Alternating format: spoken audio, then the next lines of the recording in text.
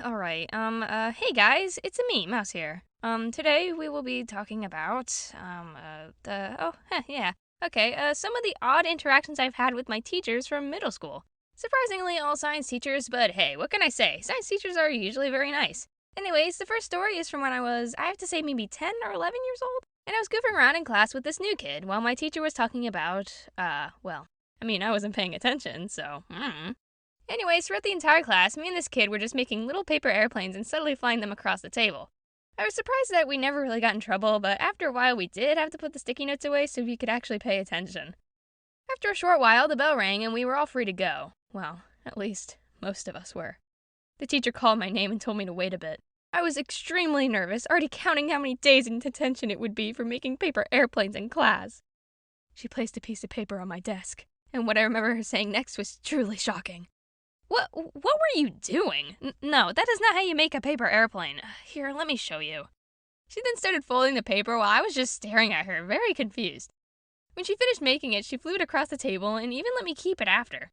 And I gotta say, she really put my paper airplanes to shame, and I have so much respect to her to this day. She was a very nice teacher. Anywho, the next story is all about osmosis, and how osmosis is a huge lie! Well, okay, maybe that's a bit much. Osmosis isn't a total lie, but a crucial and completely unnecessary fact that they tell you about in school is completely incorrect. Alright, so I was just sitting in class, I believe I was maybe 12 at the time, the year had just started, and the teacher was talking about osmosis and diffusion and equilibrium and stuff like that. After a while, she handed out a worksheet where we would tell whether a situation was osmosis or something else. I was doing well until I got to one problem that described the reasoning behind why your fingers get all weird and wrinkly in the bathtub. I was very confused by this, so I asked the teacher and she described how water goes into the skin and makes some of it puff up while other parts didn't? Yeah, it sounded like a load of BS to me. But I didn't know better, so I just went with it. Well, that is, until the next day I decided to look it up, and you know what? It's a lie! The true reasoning is all because your brain is all like, yo, nervous system, and make these blood vessels shrink so we can get that sweet, sweet friction, or something like that. So the skin eventually folds. Also, I'm a good 95% sure that skin is waterproof for the most part, so osmosis is not a force to be trusted.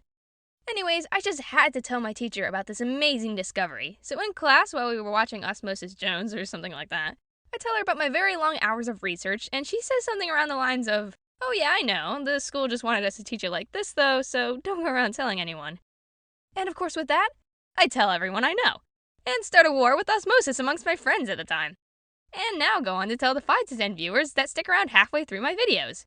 So thanks for sticking around this long. Now you've been enlightened by my very unnecessary findings on osmosis. Congrats.